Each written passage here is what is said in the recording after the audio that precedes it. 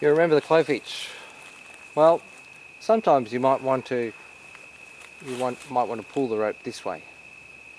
Maybe you're dragging the log along or something like that. Now, a clove hitch isn't so strong this way. You could actually untie the rope if you did that. So there's another knot known as the rolling hitch. It's very similar to the clove hitch. See how it's different. So this time we're going all the way around, somewhat like round turn and two half hitches. Now we cross over and we tuck under.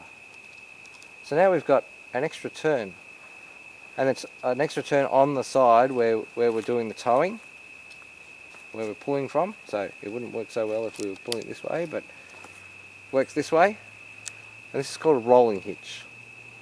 Very similar to the clove hitch, but it has a slightly different application.